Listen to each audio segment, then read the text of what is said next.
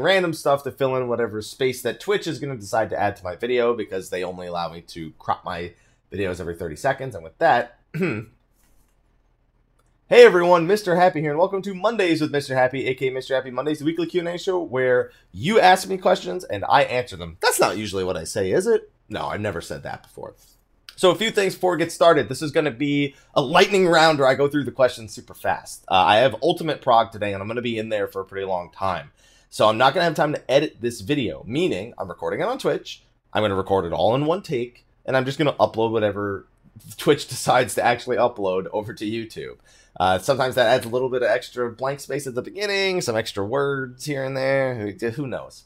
I do have something regarding the sponsors as well. I'm also going to do the sponsors at the beginning of the video here, as opposed to doing the sponsors at the end of the video, just because when I'm going fast like that, that's when I'm most likely to forget to do sponsors at the end of the video.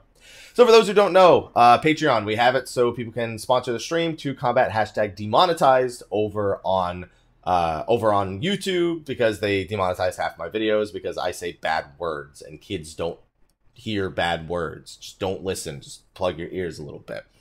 That being said, also January is an awful month for YouTube, so it kind of doubles in that case, because December's an awesome month and then January sucks. So it kind of doubles on that without even really being intentional. You're gonna hear construction the entire time as well, because there is a cement truck backing up, and that is a cement truck making cement right now. But anyway, let's thank our sponsors. First, we have our standard sponsors: Syd Hellwind of Gilgamesh, Afro Ninja from Malboro, Cheesecake from Leviathan, Sploda, That Lame Weeb, Ashen, Emiya of Cerberus, Argoti, Fafarian, Rendil, Giraffeswillrule, Stevie-Rex, and Neon.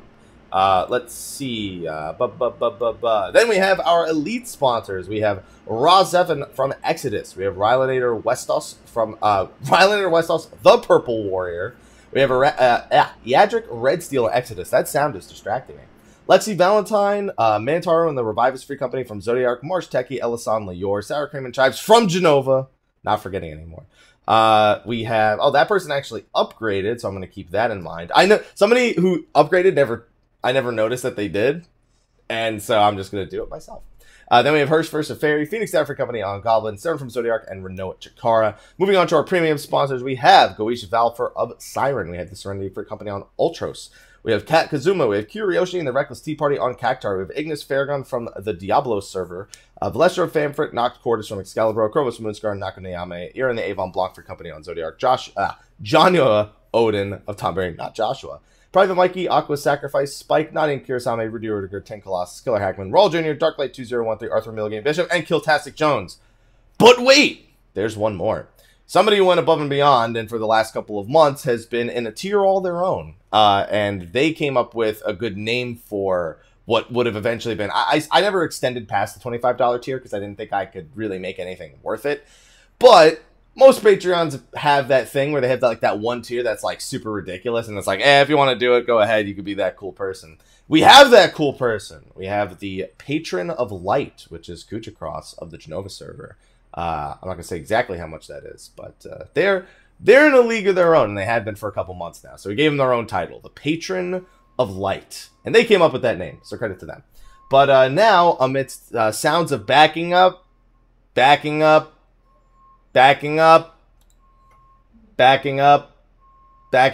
be backing up for a while now. We're gonna get started with the actual Q&A, because this is all being done in a single take. So question number one over on the forums. Hi, Haps. Hi. Did I just hear your donation read off on AGDQ 2018? You rock, man. Yeah, so I donated a few $100 to AGDQ this year, and I did it during the F-Zero GX race. I don't think it got read until 2 hours later. They have so many donations that, like, you shouldn't donate expecting it to be read, unless it's, like, thousands of dollars, in which case they'll usually queue it up, and then they'll make sure that they do it at, like, an appropriate time. But I didn't mention anything regarding the F-Zero GX, what's it called? The actual run of F-Zero GX, so they probably just, like, queued it for, like, some time way later. But yeah, and apparently I put $100 towards naming Yang in Final Fantasy IV speedrun. I'm naming him Happy. I only put $100 forth for that. By the time it won, it was at $1,300. So whoever put the other $1,200, any of you, you guys rock. because they also glitched Yang to make him look like Edge, so Monk becomes Ninja.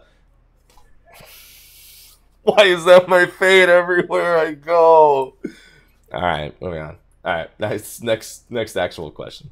Number 2, hi Haps, there's a few successful games that spawn spin-offs. Do you think 14 can handle a spin-off game? They tease a fighting version and a tactics version, as well as an old 2D version of 14 gameplay. Those aren't teasers, those are made by like people, they're not made by just people, they're made by teams for fun. They're not functional, they're not like actually playable. They're visual, they're done in a certain style, I suppose. And no, I think the closest thing you'll see to a spin-off game is something mobile related. I mean, obviously the 14 characters pop up in a bunch of mobile games. You have Sploda over in Dissidia, all things like that, but not until this game is well and dead will they ever probably do like a legitimate spin-off. The reason why you don't see stuff like that, like you don't see World of Warcraft making a Warcraft 4 that's a spin-off of World of Warcraft, because you have a world that's expanding and is very much supposed to be a linear story being told in a certain way. Having spin-offs kind of screws with that, because then you have to worry about any potential lore implications in the spin-off game. Even if it's just something fun like a fighting game, still, those characters are tied into a deep lore. So you generally just keep it like as is and then throw references to them or things like that into other games, like with World of Warcraft, Hearthstone, or Heroes of the Storm, stuff like that. So no, I don't think we'll ever see a spin-off, or at least not until well after the game's life cycle is considered complete, which at the minimum is still another like 6 years. Moving on to question number 3. Hi Haps, this question is from an FC mate. He wants to know what your thoughts are on a raid leader who disbands a raid group without any given reason, heads up to any of the raid members. Luckily, this is like the quickest answer. They're shitty. That's it. Moving on. Question number 4. Hi, Mr. Happy. I quit 14 to play Destiny 2 PC release, same release date as Ultimate. I have a feeling I know where the rest of this post is going. Now that dude down that Destiny 2 is dead. Yeah. And I was previously a hardcore raider. Delta Escape cleared at day 3 of release. So worth trying to clear Ultimate, or should I get ready for the next Savage? I think I would look for a group that's planning to do Ultimate for 4.3, because that gives you 2 things. 1, you can have a group for 4.2 Savage. 2, if they want to do something between 4.2 Savage and gearing up for 4.3, they're very likely to go revisit the old Ultimate, and then that's your key. It is going to be item level synced, so don't worry about like going in with 375 gear, or 370 gear and a 375 weapon and plowing through it. So, you know, you have that to think about. And then you also have a plan for 4.3 Ultimate, unless Destiny 2 puts out an expansion, in which case, well, I think you've learned your lesson at this point.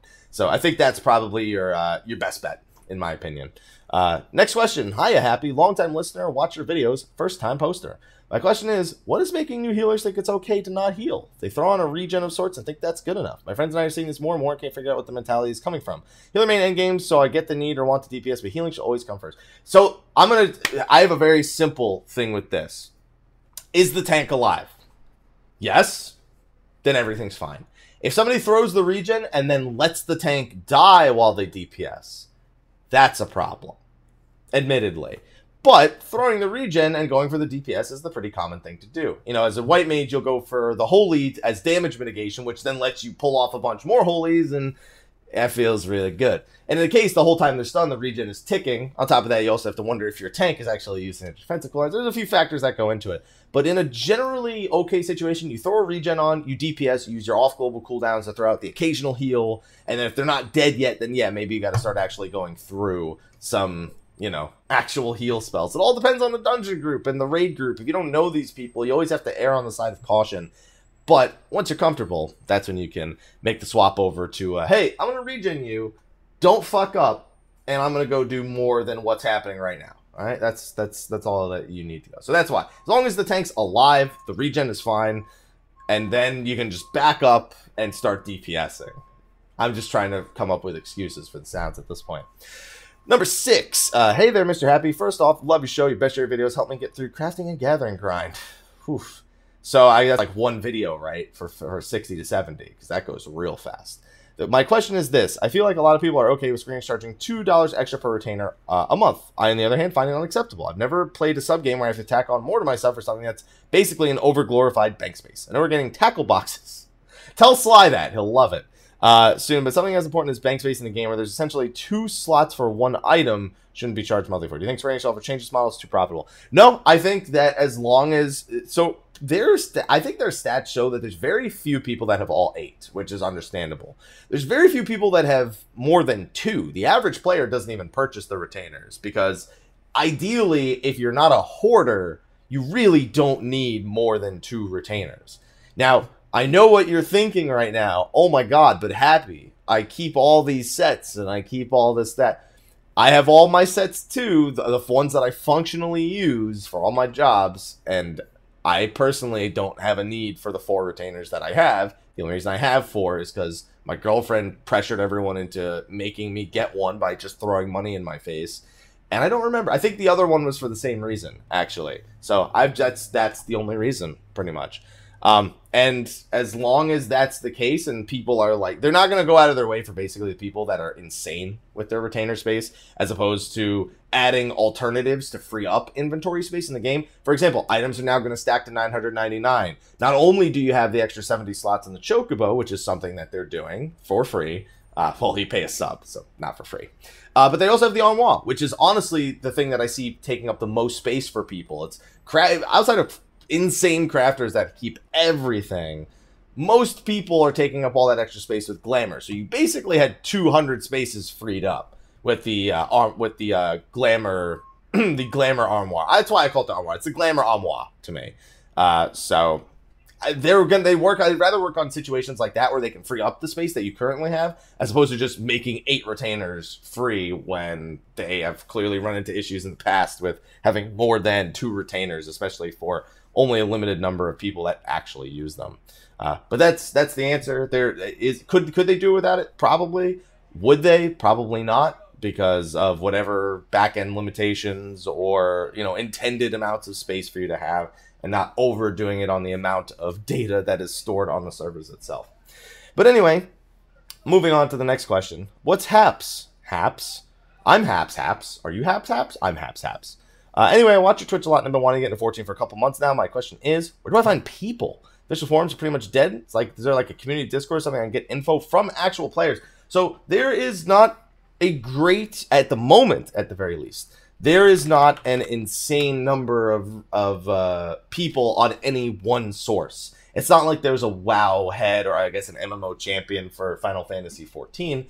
However, what I was just typing there was for me to get the exact name so I don't screw this up. There's currently a Discord group that's in the works, and I believe there's also a website in the works called The Wandering Unity, and they want to be basically eventually become that singular source that people can use for anything Final Fantasy XIV related. They currently have a Discord group. I believe you can find it if you go to... I'm trying to find exactly where it is. I don't know exactly where it is. I'm trying to find a means to get just Google The Wandering Unity Final Fantasy XIV, and that's currently in the works, and I openly encourage the support of it, because we could really use like a central resource on everything. Not, hey, there's that YouTube channel, and that website, and this resource, and the Reddit, and then the official, and then the subreddits, and all. It's fucking crazy. Like, just one place, and we can all have everything there, and then we can all still have all those separate resources, but they can all be pooled in one location. So that's the closest thing you can get is the Wandering Unity. There's also a bunch of different Discord groups that help out players and stuff. The Reddit one there's Reddit and the Reddit Discord group, but most people just meet people in game. That's I guess like meeting people. As for actual info, people go to Reddit or they Google it. That's pretty much what it comes down to in the end. Moving on to the next question. Number 8. Hey, Mr. Happy. First time on the forum, so I guess I have a bonus of fair weather and a great time at FanFest next year. Speaking of FanFest, my question is related. Currently, my only convention experience is TwitchCon, which I visited the last 2 years. But since the announced dates for this year's FanFest, I've considered visiting Las Vegas instead. Due to both time and finances, it is likely that I'll be able to visit one con this year. So I was wondering, what sort of events, booths, activities, etc. would one expect to find at FanFest, and how the convention differs compares to other conventions like TwitchCon. I'd say the unifying factor of those conventions is the biggest difference. TwitchCon is all of Twitch, which is a bunch of different sub-communities that all take place on a singular platform. Technically, that kind of is true of FanFest, but it's all within a singular game as well. So everyone there is there for one singular purpose, to enjoy Final Fantasy XIV related events and spend too many hours at the merchandise store. So what kind of event? So it always starts off with the expansion announcement for at least North America. If you're in the other nations, it's usually like a trailer or an extended trailer, and then they give you like real information about the expansion instead of a trailer and then saying, yeah, here's all the things we'll talk about at the later FanFest. Hashtag salting. But as for activities, they had like Proto Ultima last time, which was 24-man 24-man primal in a sense, I suppose. I believe they did, so they had the feast section, which they eventually did the tournament for. They had, I believe, the Extreme Primal Roulette, and then they have like tiny mini games, like almost like carnival style mini games that are Final Fantasy 14 themed, like, you know, a ring, like, you know, throwing the rings over the cactars or throwing a spear through a hole in a wall where it's like Nidhogg is like it's where his heart is, you know, stuff like that. On top of that, you know, they have the live stream, they have you know, you can find Yoshida and the team around and, you know, get interviews, autographs, hang out with friends that you might know in the game. That's what most people do. They get a few things done, they hang around the convention, some people cosplay, and, you know, and there's a cosplay contest as well. And it's all very standard like convention stuff, but it's all condensed into just Final Fantasy 14 related things. And it's condensed over 2 days. In the case of North America, we have the registration day the day before as well. So personally, if I had to choose only a single convention, and I wasn't like, and I didn't do this for a living, I would pick TwitchCon, personally. If I knew people that are going to TwitchCon. If you're just going to TwitchCon, you don't know anybody there, then you might have a better time at FanFest. But as a convention, there is more to see and do at a TwitchCon, objectively, than there is to do at a FanFest, which takes place in one big-ass room as opposed to an actual convention hall. So that's about the best advice that I can give. And, you know, I'm not going to back up from any of that advice right there. There you go. Next question. Hey-yo! Hey-yo! A strange one. Okay. So I did Red Master the other day. I saw something really strange. Line Speed had 5 classes, 2 Conjurers, 2 Thaumaturges, and a Rogue. Next time you interview, you think it would be possible to ask him making so you can't queue in the instances above a certain level as battle classes. I feel like someone asked him that recently. And, I mean, I'm always of the opinion that for something as casual as 24 minutes, as long as said player is not then directly fucking with the group, I'm somewhat okay with it. But if things become more difficult because the people are in the classes or the people on the classes are also intentionally trolling, that's where the problems actually lie. Generally, you see players who are doing that who are so skilled that if you were to, let's say, run a third-party program, not that we're encouraging that right here, such as Advanced Combat Tracker, that even the players on the classes are more often than not probably outperforming the people on the jobs. It's probably something that you notice as a trend in the average 24-man. You know, I'm just saying you might see that, and that's generally the type of players who are doing this kind of thing, or the players that are going to play so well anyway, that for them it's almost just like a tee-hee moment in the background as they look at the rest. Tee-hee, I went rogue and I beat everybody. Hee-hee-hee. You know, shit like that. But it is kind of annoying. Honestly, I feel like outside of a few problems that they would have removing it, I think the class system's on the way out anyway. They've already moved so far away from it that I feel like it's still somewhat fair to ask, hey, can they just not do that? Can you make it so like you can't be in a class in like a completely random duty finder situation? I'd imagine they'd answer you the same way I did, though. So what's to say there's really much to add there? I mean, yeah, someone could ask him. Will they do it, though? They'll probably say as long as the player's playing well, you know.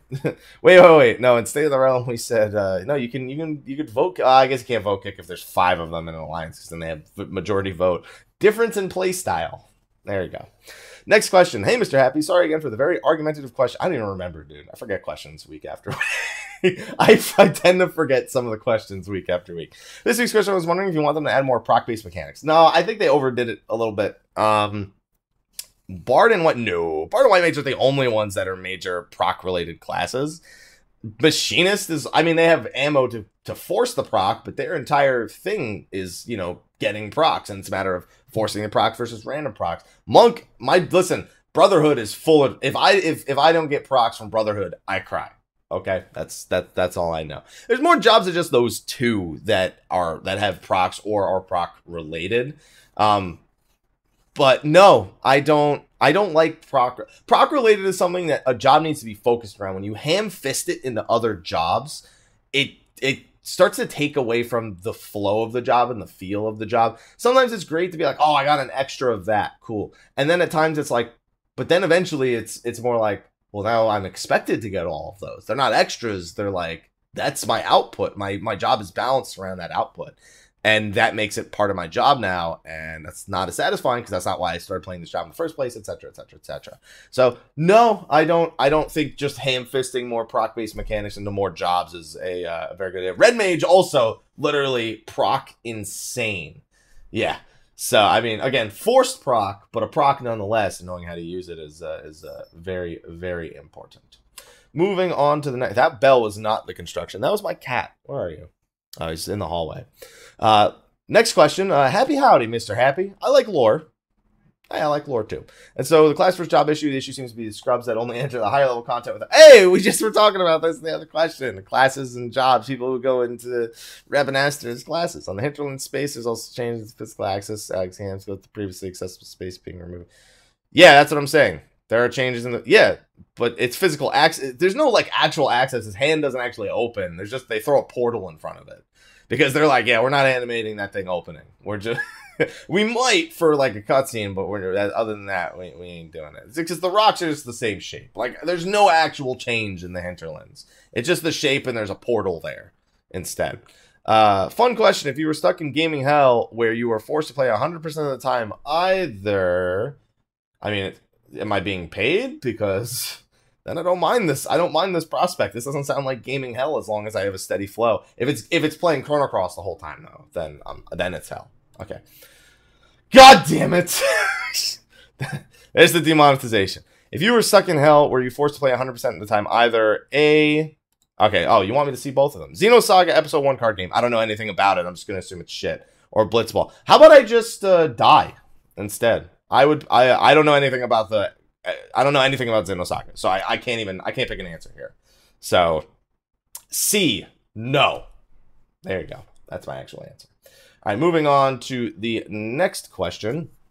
Oh, this one, okay. I read this one as I was checking the questions before doing this all in one take to make sure that at least they seemed like they were going okay. Hey, Mr. Happy, how you doing? Sorry this post is long. Last month, resubscribed to 14, and it left a bad taste in my mouth. Rewatch your video. Should 14 go free to play? Watched it back in October. Comment on the opinion, but I would like to know what you think about people in my situation. I have a PS4 version, 2 expansions, 7 months total subscription, 4 times with extra retainers. So it's about $200 spent in 3 years. No much compared to someone who pays every month, but in your situation, it's a little different. I'm in Argentina. I'm married. As you know from your own experience, having a life with someone is not always easy. Someone's in the house economy. There are some expenses you can't afford to pay every month. Every time subscription time over makes you feel like it's really sad to not be able to play again until I get some extra money to spend time. Don't misunderstand me. I don't want 14 to go free to play with loot boxes, all that stuff. Anyone can tell me that. Anyone could tell that situation is worth it. But I can come up with so many ideas in my situation, like use veteran rewards to invent some kind of system. Well, most people. So it sounds like you're someone who would benefit mostly from something like the token in World of Warcraft, where people can buy a token and then sell it in the in-game market for currency. And then that token is worth 30-day subscription. That sounds to me like the situation that you would like the most. Because your actual question is, should they make something for people like you? I mean, there's always sucks. Life is always in the way of a ton of stuff, especially for gamers. We just want to be able to like just go ham and enjoy everything. I think that of the most popular things that games have added, or I guess of the more recent things games have added to make the experience for hardcore players, I guess free. That's the closest thing to being okay. It still kind of dips into the vicinity of RMT because you're buying something outside of the game, but it at least only has value inside of the game. It's just that it has a very, very clear dollar value attached to it as well. But that's about the only thing I could see them doing because they're not. I don't see them doing any other possible solution. And I don't know that they would do that because they've been so anti-RMT, and it just seems to dip into the RMT section since people can just buy the tokens and sell the tokens like crazy. The good thing is there's nothing to fucking buy gil in this game with except housing, which you won't get, and glamour, which I don't buy, and then you got some other stuff, but why are you spending money on it anyway?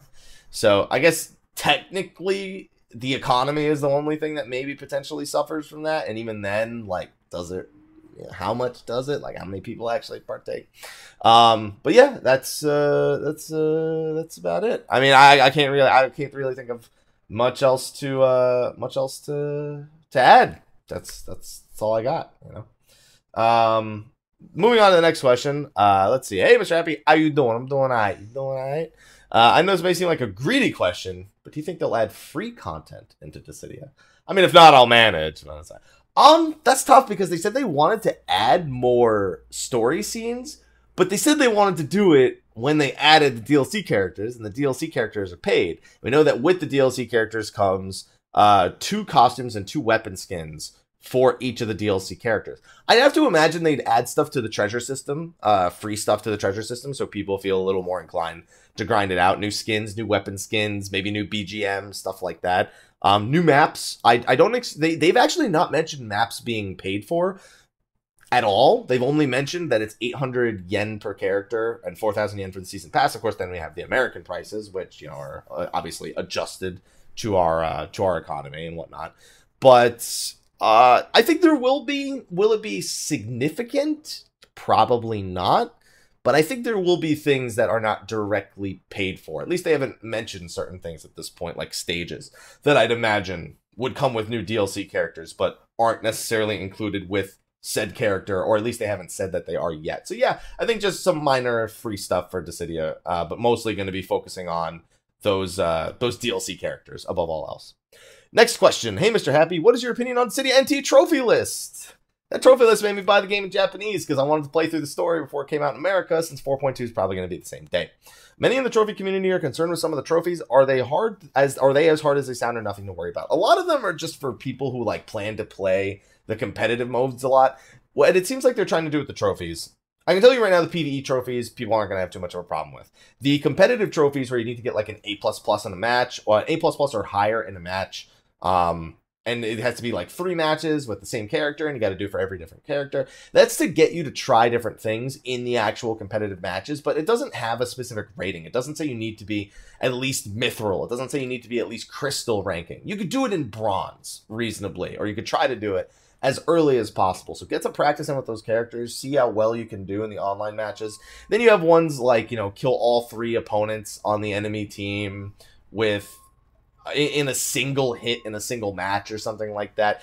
Honestly, that's how most of my games end in Dissidia and the online matches anyway, so I'm gonna assume that that one's gonna get, again, worse as you get to the higher rankings, but they're definitely PvP side ones that people are probably worried about. And yeah, if you don't like PvP, you're gonna probably struggle with those no matter what. But the good news is you can just back up and not even think about it, really. You know, you just go and you just worry about trying to get the achievements you can get, or the trophies that you can get. Don't worry about the trophies you can't get. You know, just go to the next game if you can't get a trophy. You know what I mean? Just back up, and then just keep backing up, and keep backing up, and just keep backing up, and just don't stop backing up, and then just look at it from an objective view, and you should be perfectly okay.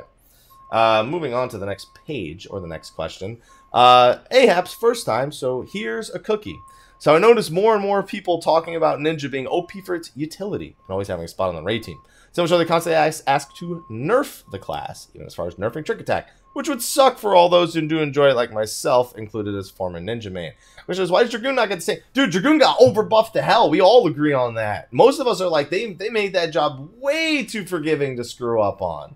Like, oh, your positionals, we'll just bump those by a bunch of potencies, so even if you screw up, you're still good. Or sorry, if you're doing a mechanic that requires you to be in a certain position. Because, you know, just whatever, you'll just get the extra. Why not? You just get the extra potency, why not?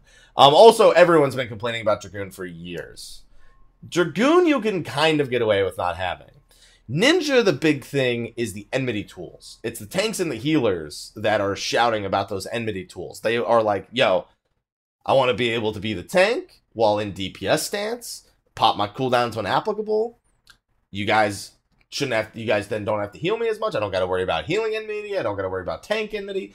I can just do my shit. That's the big thing that Ninja does that causes the problems here. Dragoon, from an output perspective, piercing debuff, crit buff, and what am I missing? And eye. Like, it's insane. And with all the buffs they got, all that stuff just piles up. But with the enmity tool that Ninja has, that's what most people kind of look at. That's what most people value. Trick Attack itself is also insane, especially when combined with a Dragoon.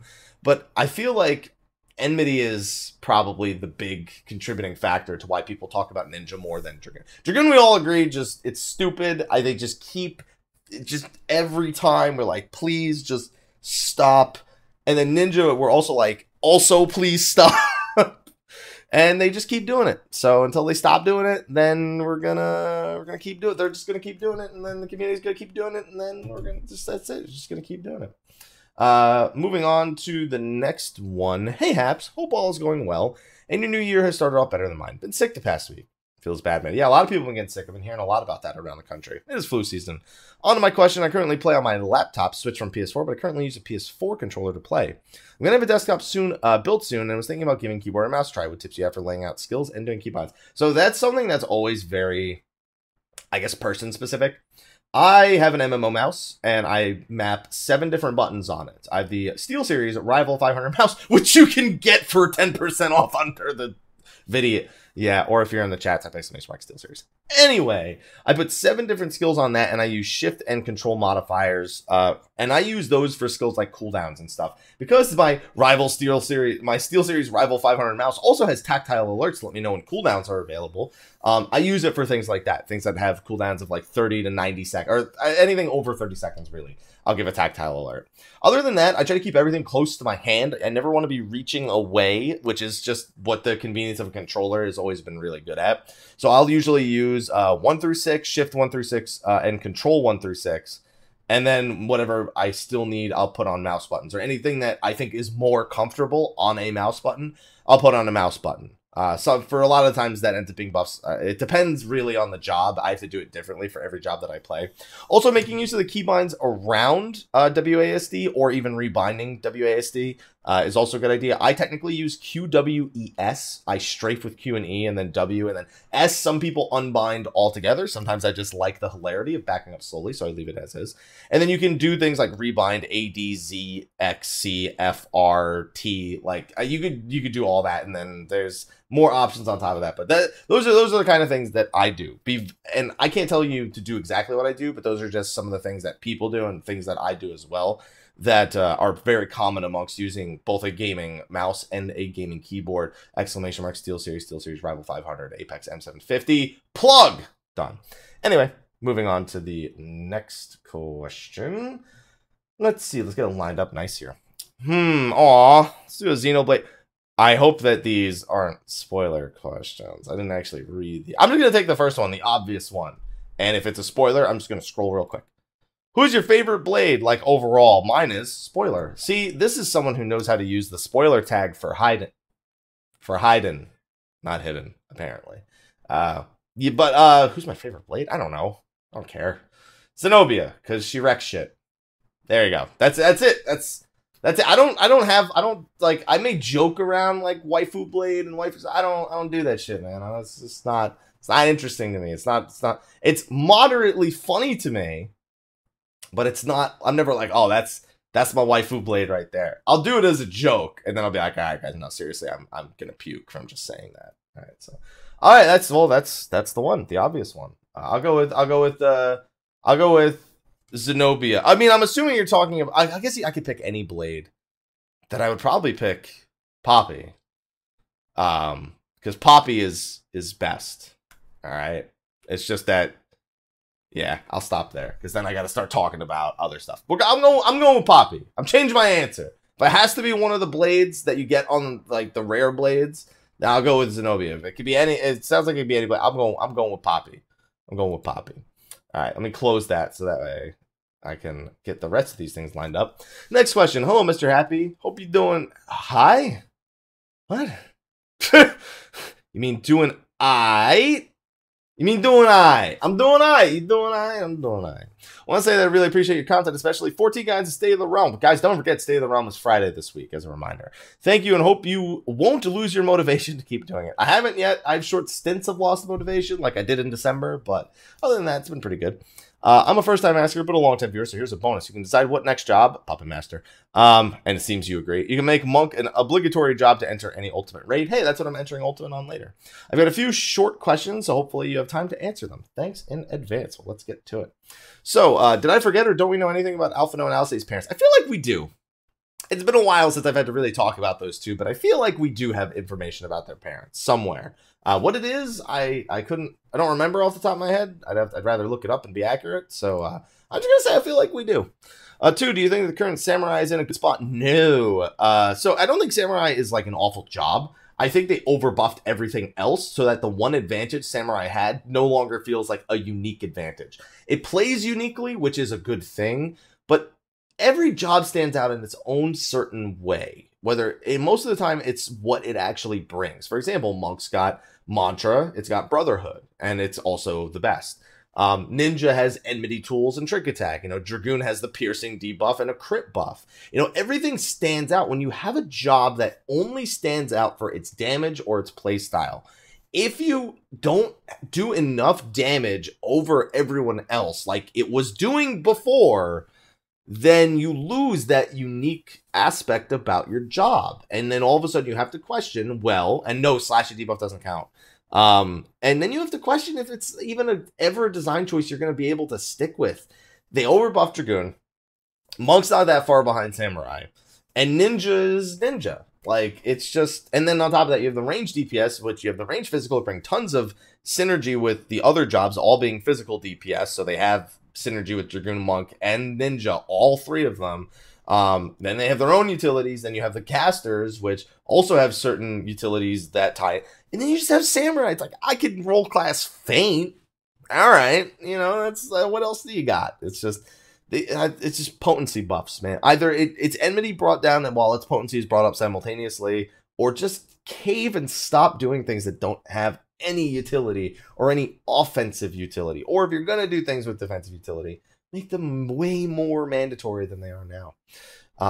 But as a playstyle, if people enjoy it, it's whatever. I've beaten 04 Savage with it. Samurais have been in ultimate kill groups at this point. So, it's just a matter of what was unique about it, and that it's supposed to do overwhelming damage compared to the other jobs is no longer unique about it. And that's the problem.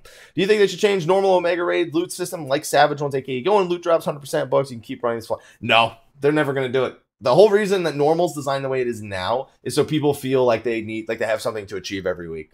That's like a mentality thing to keep people playing week after week after week. And some people do. For some people, Omega Normal, every week they do it until they have all the loot that they need. And they don't think twice about it. Me, I just grab crafted gear and I say, all right, I did Omega Normal. I'll do it a couple times more maybe to get some extra pieces that aren't crafted. But probably going to leave it alone, personally. But yeah. And then eventually they unlock it and people can farm it back to back to back. And then it is how it is. So no, could it be different? Absolutely. Will they do it? No, because they like it the way it is. Because people who don't mind going in week after week after week are people who subscribe month after month after month. So moving on. Oh, those are all the questions. So thank you for those 3 right there.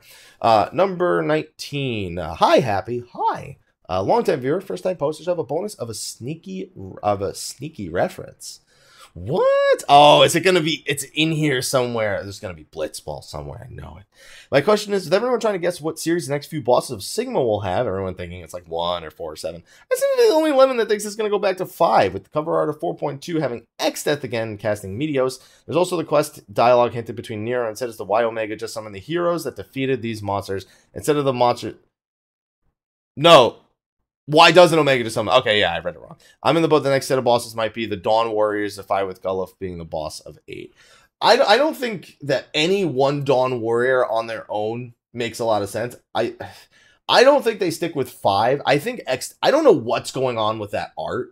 That art makes no sense in general. We already know that X-Death himself, it's it. It's gone. Don't get me wrong, I'd be okay with more from 5 going on the hero side. A lot of people have pointed out that it's quite likely we fight heroes from other Final Fantasy games next, or monstrosity versions of them, I suppose, because they're probably not going to give us a major boss that's the same size as us, at least not being at least a little bit taller than we are. So, no. I mean, I just don't think they'll stick to 5. I think X-Death being in there is just, I don't know why they just drew all Omega stuff in that. It's I understand the next tier of Omega's coming out, but it's really confusing when Rise of the New Sun. No, we're going to where it's going to be all about the Far East and the struggles they have. Let's put all Omega stuff on the art. And I'm just what? what? You know, like, why did they do that? And it's like, yeah, I don't know. If you read this reference, I would be on cloud nine. There it is. I mean, I don't know if it's a League of Legends reference. I'm assuming it's a Final Fantasy VII reference more so, but both of them are applicable to me. Yeah, I don't know. I personally, I don't even care about the bosses inside of Omega anymore because there's no rhyme or reason. Omega's just like, yeah, well, you know, here you go. This is stories I heard, and so you know, it's like here you go, and you know what I mean. Like they're so inconsequential to the story at this point that unless they start being consequential to the story, I can't care about the bosses in Omega. I imagine in the third tier, the bosses, obviously Omega himself, will be far more consequential at the very least. So moving on to the next question. Hi, Mr. Happy. I have another question about substats. Testing real GCD times using HDR or other packet capture software, I found that FPS is linked to when the client sends the server message, effectively making GCD tiers much longer for those below 100 FPS. At the extreme end, 15 FPS will combine 6 GCD tooltip values, 2.4 to 2.46, and make them all take the same. Do you think any players care whether they are wasting 66 to 330 skill speed because they aren't playing with that? No. Because when it registers server side, it's probably fine. Also, skill speed, so, you know, who cares? At the extreme end, 15 FPS will combine 6 GCD tooltip values. I mean, those are tooltip values, though. It's more about the actual value. I.e. 240 to 246 make them all take the same time. Yeah, I understand what you're saying, but no, I don't think anyone cares. I don't think anyone cares, really. I do understand what you're saying, though. So I get it. Anyway, and the last question over on the forums. Greetings from the UK, Mr. Happy. Long-time viewer, but first time asked. So have a bonus of guaranteed weapon drop for your first successful run of the Jade Stoa for whichever job you want it to be. If it's not Monk, why isn't it? Because I'm rating on Ninja. Yeah. So my question kind of has two parts. They merge into one. When Stormblood launches, me and a friend start back up with the hopes of live streaming, guide writing, making videos. However, due to work commitments, it's kind of died. I did write a couple of guides, and one was well received on Reddit. However, there's also negativity around it as labeled as a casual guide, and then people also post the fact they didn't have any kind of entry stuff with vlogs, blah, blah, blah. Yeah, this along with the fear of getting more negativity directed towards me, kind of stopped occasionally, turn on my stream, and never for long. I do intend to start streaming. It's Core 4.2, launch day. Okay. Anyway, my questions. How do you deal with negativity both towards your playstyle and streaming style? And what would you suggest someone who isn't planning on jumping straight into Savage Extreme mode stream on launch day? Currently planning on streaming story, normal versions, new dungeons. Do you think this would be a different enough streaming experience? So, okay, streaming question, and this is going to be the last question because with doing it all in one take, I can't really do Twitch-related questions. So, I answer Twitch questions all day anyway. So, the first question, how do you deal with negativity both towards your playstyle and streaming style? I do this for a living, and they don't, so I just ignore them. I take feedback when applicable, but other than that, it's like, all right, so luckily, I'm in a place where I have the power to push this little button right here, right? And I don't see what they say anymore. Strong tool. Moderation tools, very strong. As long as you're making sure to not ignore the things that could be actual feedback, like when people say, hey, Happy, you know, this, you know, but I think you could do this and that, and then it's like, okay, well, I'm going to take what I can out of that one and that one. But then when somebody is just like, hey, you fucking piece of shit. Ha ha ha. Where's that 99%? FF logs, bitch. I'm just like, okay, somebody wasn't hugged enough as a child. I'm going to mute that person. Or if someone's like, I'm like, hey, can you please not do that? And they're like, well, I was just doing this. And I was like, okay, but I'm still just asking, please not do it. Yeah, but I don't understand. It's like, all right, if you ask me one more time and I just ask you not to do something and you do it anyway 3 times, I'm going to probably just push the button right here. Right here. You can hear me pressing down the imaginary button right there. And just stop them. There you go. So that's what you do. You take the feedback where you can, and you shut up the people who are just angry nerds raging on the internet. It's easy. And what would you suggest someone who isn't planning on jumping straight into Savage Extreme mode on the launch day? I'm currently planning streaming story, normal versions, new dungeons. Do you think this would be different enough streaming space? So with Final Fantasy XIV, the content you stream is the least relevant thing in the community. It's all about you. Let me give you a perfect example. Tons of people were streaming Ultimate when Ultimate came out. But 5150 rose above all And people who couldn't understand them just loved the atmosphere and the emotion and everyone getting wrapped up in the progression of it. It became, while it was about Ultimate, what made it great was them, was the people who were playing the game. And that will always be the prime example of streaming. What you stream is not nearly as important as the experience you create for the people in your chat. For me, what do? I answer questions, I joke around, you know, we make memes with each other. People can be happy and get away from the things that are bothering them in life. That's the atmosphere and the experience I want to create on my stream. Whereas somebody else, like let's use a really popular streamer. Let's use Dr. Disrespect. You know, he's a very, very fast growing, huge guy. Guy got huge so fast. He's a character streamer. What is his thing? People like his character. He plays games. You know, the games that he plays, he's really good at. You know, he used to be a competitive player, but he's this character. That's what he's creating, the different experience from the other people. Or let's use Daniel the Demon, who's a great guy. He does Warframe and a bunch of other games. The dude turns into a demon. He has a thing that motion caps his body. Like it's kind of like the Streamlabs OBS has one now that kind of works like that, and turns him into a fucking demon. And he has a voice changer that turns him into a demon. You've got all these different ideas out there that people do. And those are the things that actually, like, you know, those are the things that make you stand out. It's not always about the game that you're playing. It's about the experience and the atmosphere that you actually create. And sometimes you're going to get tired of those things, and sometimes it can wear you down, and it can be tough. But don't worry so much about what you're streaming in Final Fantasy XIV to try to stand out. Worry about what you're doing, what you're saying, what atmosphere, what experience you're creating.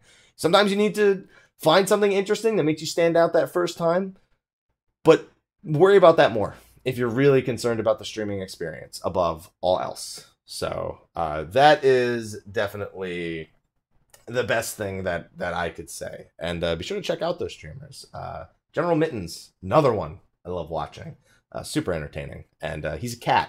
He's got a cat that has, like, you know, it's like a still image, but the bottom of the mouth moves every time he speaks, so it looks like he's a cat, so he doesn't actually have his camera on. It's just a cat that goes, except it doesn't sound as stupid as me, because it's not as stupid as me. So, with that, though, that's going to be the last question from the forums. I don't have time to take questions from the Twitch chat, because I'm doing this all in one take. So I am going to wrap up the video and go back to playing Final Fantasy XIV. I've got Ultimate Prog in about 50 minutes. We're going to be gathering together for that one. So thank you, everyone, for watching this over on YouTube. Thank you those of you on Twitch who've been hanging out in the chat as I've been going through these questions. Obviously, you guys ask me questions all the time, so don't feel bad about not being in the video. And thank you again to our patrons and our Patron of Light for their sponsorship once again. So on that note, I'm going to get back to playing 14. Be sure to ask your questions in the comment section of the video next week, or not the comment section of the video, the description of the video. There's a thread where you can comment on description of the video. Go there. I will see all of you fine ladies and gentlemen in the next Monday's video. And on Twitch stream, let's go back to Final Fantasy XIV. Thank you. Until next time, take care.